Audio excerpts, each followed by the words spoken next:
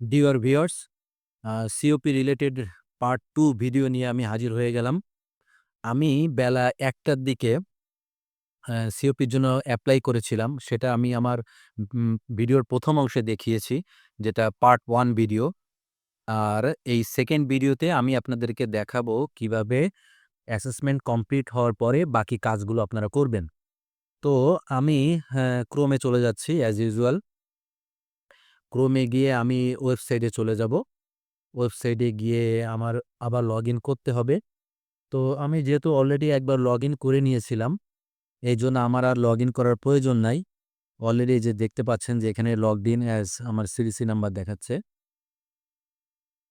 এখন আমি চেক করব যে আমার যে সিওপি অ্যাপ্লিকেশন যা করেছিলাম তার স্ট্যাটাসটা কি? আপনারা দেখতে পাচ্ছেন এই যে মাই সিওপি অ্যাপ্লিকেশন স্ট্যাটাস, এখানে ক্লিক করব। এখানে ক্লিক করার পর আমার লাস্টের যে ২টো আমি আপনাদেরকে একটি দেখিয়েছিলাম অ্যাডভান্স ফায়ার ফাইটিং, এবং পরবর্তীতে আমি মেডিকেল ফার্স্ট এইডটাও কিন্তু এখানে ইনক্লুড করি। একইভাবে একই প্রসেসের মাধ্যমে ২টো অ্যাপ্লিকেশনই আমাকে করতে হবে। তো ২টো অ্যাপ্লিকেশন করার পরে আমি দিয়ে রেখেছিলাম। ওখানে আপনারা ফার্স্ট ভিডিওতে দেখেছেন যে এখানে ইন প্রোগ্রেস ছিল। অ্যাসেসমেন্টের এইখানে অ্যাসেসমেন্টের এইখানে অপশন ছিল হচ্ছে ইন প্রোগ্রেস। এখন দেখেন আমার এই অপশনটা চলে আসছে, গো ফর এক্সাম। এটা হচ্ছে MCQ. MCQ go for exam এই অপশনটা চলে আসছে। আমি কিন্তু সরাসরি লাইভে এই কাজগুলো করতেছি, যেহেতু আমার নিজেরই এক্সাম। তো গো ফর এক্সামে আমরা যাব। গো ফর এক্সামে গিয়ে আমরা পরীক্ষা দিব। তো গো ফর এক্সামে ক্লিক করলাম। এখন এইখানে কিছু ইনফরমেশন দেয়া আছে। Please follow below instruction while appearing online COP MCQ exam. এখানে কিছু আ গাইডলাইন দেয়া আছে। গাইডলাইনগুলো একটু দেখে নেয়ার জন্য বলা হয়েছে। ওকে, তো আমি এখানে এগ্রি করব এবং এগ্রি করে আমরা পরবর্তী অপশনে যাব। আমি এখানে এগ্রি করছি এবং প্রসিড টু ভেরিফিকেশন এই অপশনে ক্লিক করছি। আমাকে ক্যামেরা টেস্ট করার জন্য বলতেছে। এখানে ক্যামেরা টেস্টের অপশন আসবে। ক্যামেরা টেস্টের অপশন আসার পরে এখানে মোবাইল ভেরিফিকেশন আসবে। আমি কোড নাম্বারটা দিয়ে দিব। আমার মোবাইল নাম্বারে এই কোড নাম্বারটা এসেছে এবং আমি কোড নাম্বারটা দিয়ে দিয়েছি এবং আমার পরীক্ষা কিন্তু শুরু হয়ে গেছে। আমরা দেখতে পাচ্ছি আমার পরীক্ষা শুরু হয়ে গেছে। এখানে ওয়েবক্যাম কিন্তু অন আছে। আমার টোটাল ২০ টা কোয়েশ্চেন, সময় হচ্ছে ১৫ মিনিট। এটা অলরেডি এদের যে কোয়েশ্চেন ব্যাংকটা আছে, সেই কোয়েশ্চেন ব্যাংকে কিন্তু এইগুলো সবকিছু অলরেডি দেয়া আছে। তো এখান থেকে আমি দিচ্ছি পরীক্ষা। এর সবই ওইখানে আছে। এর যে কোয়েশ্চেন ব্যাংক আছে। প্রয়োজন হলে আমি আপনাদেরকে অন্য একটা ভিডিওর মাধ্যমে দেখাবো যে কোয়েশ্চেন ব্যাংকগুলো কোথায়। এখন আমি লাস্ট প্রশ্নের অ্যান্সার দিচ্ছি এবং এই কোয়েশ্চেনের অ্যান্সারটা দেওয়া হয়ে গেলে আমি এই যে সাবমিট করে দিচ্ছি। সাবমিট করে দেওয়ার পর উপরে একটা পপ আপ আসছে, পপ-আপ ওকে করে দিলাম এবং এইখানে কিছু হিজিবিজি আসছে। তো এটা নিয়ে ঘাবড়ানোর কিছু নাই। এটা আপনারা কেটে দিয়ে বের হয়ে যাবেন।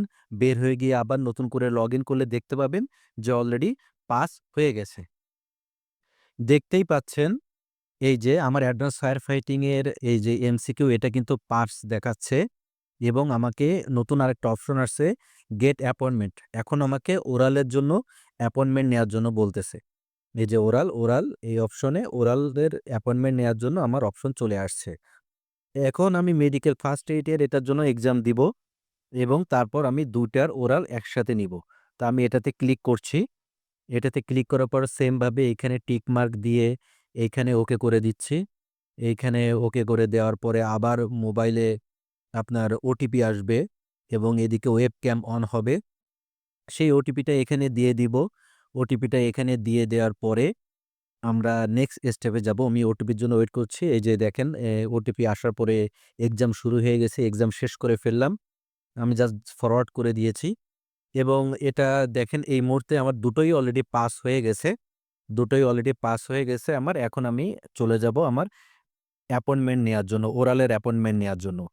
তো ওরালের অ্যাপয়েন্টমেন্ট নেওয়ার জন্য গেট অ্যাপয়েন্টমেন্টে ক্লিক করলাম। ক্লিক করার পরে এখানে কিছু ইনস্ট্রাকশন দেয়া আছে। এই ইনস্ট্রাকশনগুলো একটু পড়ে নিবেন। এরপর এখান থেকে কিন্তু আমাদের ডেট সিলেক্ট করতে হবে। ডেট সিলেক্ট করার জন্য আমি ১ম এ আজকে যেহেতু ৩১ তারিখ, আমি আগামীকালকে ডেট সিলেক্ট করব। এইজন্য আমি ১ তারিখের ডেট এখান থেকে সিলেক্ট করে নিব। আমি ১ তারিখের ডেট সিলেক্ট করার পরে এইখানে একটা মজার জিনিস আপনাদের সাথে শেয়ার করি। সেটা হচ্ছে এই দেখেন ১ তারিখে ইঞ্জিনিয়ারিং, যাদের ইঞ্জিনিয়ারিং তাদের ১ তারিখে স্লট দেখাচ্ছে এবং আমি যদি ২ তারিখ দেই তাহলে এখানে নটিক্যাল দেখাচ্ছে। অর্থাৎ যারা নটিক্যালে এক্সাম দিবে তারা কিন্তু ২ তারিখে এক্সাম দিতে পারবে। আর যারা ইঞ্জিনিয়ারিং এক্সাম দিবে তারা ১ তারিখে দিবে। আমি যদি আ আগামী মানে ৩ তারিখের দিকে একটা ডেট দেয়ার চেষ্টা করি তাহলে দেখা যাচ্ছে এখানে কোনো ডেট এভেইলেবল দেখাচ্ছে না। তো যাই হোক যেহেতু আমি ইঞ্জিনের সেকশনটাই নিব নাম ১ তারিখে এবং এখানে দেখাচ্ছে যে আমার সকাল ৯:৩০ থেকে ১০:৩০ এই সময় আমার ১৬ টা এভেইলেবল স্লট আছে এবং এখান থেকে আমি স্লট নিতে পারবো এবং ১০:৩০ থেকে ১১:৩০ এ এভেইলেবল স্লট আছে 49। তো আমি সকালবেলাই নিয়ে নিব। বুক স্লটে ক্লিক করব আমি এখান থেকে। বুক স্লটে ক্লিক করার পরে এইখানে আরেকটা বক্স আসছে বুক অ্যাপয়েন্টমেন্ট। তো এই বুক অ্যাপয়েন্টমেন্টে ক্লিক করে দিব। ক্লিক করে দেওয়ার পর আমাকে পেছনের পেজে নিয়ে গিয়েছে এবং আমাকে দেখাচ্ছে জুম মিটিং এর টাইম। আমি যদি এখানে জুম করে দেখাই, জুম মিটিং এর টাইম সকাল ১০:১৪ তে আগামীকাল ১/১/২০২৫।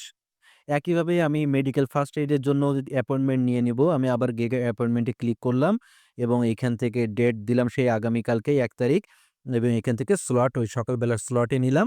সকালবেলার স্লট নিয়ে ওকে করে দিলাম। এবার দেখুন আমার ২ টা স্লট কিন্তু পাশাপাশি টাইমে চলে আসছে ১০:১৪ এবং ১০:১৫। পরপর টাইমে আমার ২ টো পরীক্ষা হয়ে যাবে এবং ২ টো পরীক্ষাই একসাথেই দেওয়া যাবে। একজন এক্সামিনার তিনি যখন এক্সাম নিবেন তাকে তিনি সাধারণত জিজ্ঞাসা করে থাকেন যে, "তোমার কয়টা আ পরীক্ষা আছে?" তাকে বললে হয় যে, "স্যার আমার ২ টা বা ৩ টা সিওপি।" তো তিনি সেইভাবেই উনি অ্যাসেস করে দেন। এটা খুবই সিম্পল বিষয়। আর খুব তেমন কোনো কোয়েশ্চেন করেন না সাধারণত। খুব সিম্পল কোয়েশ্চেনই করেন। তো হালকা একটু ধারণা নিয়ে গেলেই ভালো হয়। তো আমার এই ভিডিওটা আজকে এই পর্যন্তই। আমি ভিডিওটা লম্বা করব না। আশা করি এই ভিডিও দেখার পরে আপনাদের মনে আর কোনো কোয়েশ্চেন থাকবে না যে কিভাবে সিএপি রিভ্যালিড করতে হবে। সকলের সকল কনফিউশন আশা করি এই একটা ভিডিওর মাধ্যমে দূর হয়ে যাবে। আমি আপনাদেরকে আরেকটা জিনিস দেখাই। যদি আপনারা যেগুলো অন্যান্য ইস্যুগুলো আছে যেমন মেইন কোর্স সার্টিফিকেট, রিভ্যালিডেশন বা রিফ্রেশার কোর্স বা সি সার্ভিস এইখানে থেকে করে নিতে পারবেন। সেই আগের মতো করেই। যার যার যেটা দরকার সেটা সিলেক্ট করলেই হবে। আর এখানে কিছু সার্টিফিকেটের কথা বলা আছে। পিএসসি এর এএফএ, পিএসটিএ, পেপে, medical care, medical first aid এইগুলো করতে শুধুমাত্র রিফ্রেশার লাগবে। বাকিগুলো কিন্তু মানে সি সার্ভিস দিয়েই করা যাবে। তো আশা করি সবাই ভালো থাকবেন, সুস্থ থাকবেন আর নিরাপদে সেল করবেন। আল্লাহ হাফেজ।